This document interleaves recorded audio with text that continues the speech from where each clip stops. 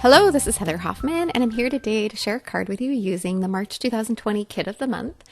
One of my favorite techniques is layering together pattern paper, and so today I'm sharing kind of a fun way to do that with some torn edges and a beautiful image from that Kit of the Month. I have that pre-stamped already on a panel that I've trimmed to about the width, well, exactly to the width of it in my top folding white card base. And I've picked a few pattern papers from one pattern paper pad, and I'm trimming those also down exactly to the width of an A2 card. That way, as I trim them down, they'll just be the right size to layer on, and it'll make it nice and easy.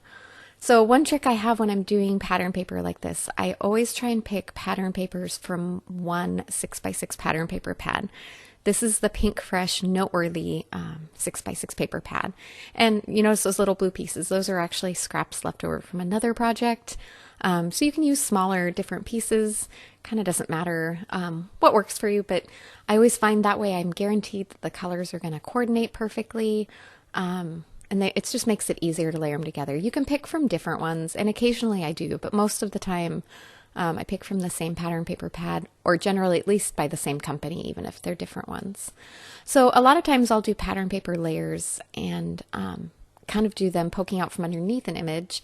On this one, I decided to kind of change it around a little and layer them kind of descending over to the image. So the ones on the bottom, you notice I'm actually adhering it so it actually goes a little bit over those bike wheels on the bottom, and it just kind of makes it look a little like it's tucked back behind there.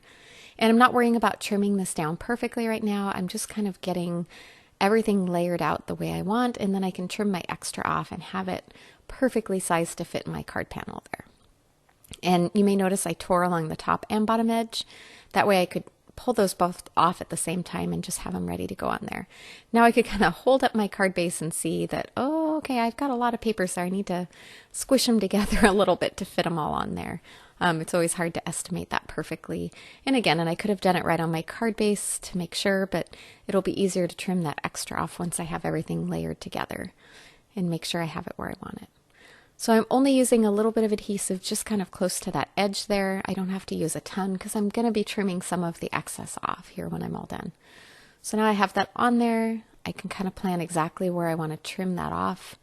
Since I used kind of a scripty pattern paper on the outside, that makes a good line to follow along. And I started by trimming a little more than I needed, and then I could trim a little more off just to get it exactly down to size and kind of lined up where I wanted to. So now you can see I've got all of those layers on there and adhered, and it's now trimmed down to the size of my card front. One final touch when I'm doing paper layers like this, I like to kind of curl up those edges, just rough them up a little, add a bit of texture. It's just a simple way to kind of add some dimension without, I didn't have to pop any foam adhesive or do anything like that, but it just adds a little more texture to those paper layers and makes them a little more defined and a little more fun.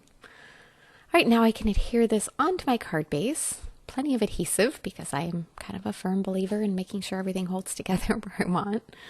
And then I decided to add just a little bit of twine wrapped around here. This is my favorite Mayart's burlap string. This is the ivory color. I use a couple different colors pretty often, but this is one of my more frequently used. I love just the soft neutral color that you get from it. I'm going to tie a little bit of a bow on there. It takes me a little while to fiddle with it and get the bow how I want. Don't be afraid to just kind of play with it and trim it down, make it a little smaller, and trim a little more off if you need to. And it's also easy by tying it around the entire card front. It's easy to slide it to a different spot. So once I kind of had it centered there, I decided I wanted a little more offset on the right, and it was easy just to slide that over. All right, I'm almost done here, but at this point I decided, instead of just leaving the image black and white, let's add a little pop of color to coordinate with that pattern paper. So I pulled out a Copic, just a simple purple that coordinated, that was V06, and then one simple light blue, this is BG10, which is Cool Shadow. It's one of my favorite for adding a simple outline.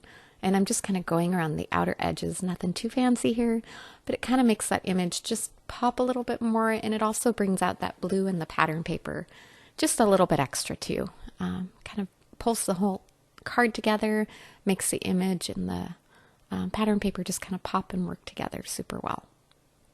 And that is all that this card needs. Beautiful pattern paper. This is also a great way to bust some of that pattern paper stash that I know we all tend to build up and have sitting around. but super fun way to use that up. Thanks so much for coming by today. I hope you enjoyed and have a wonderful day.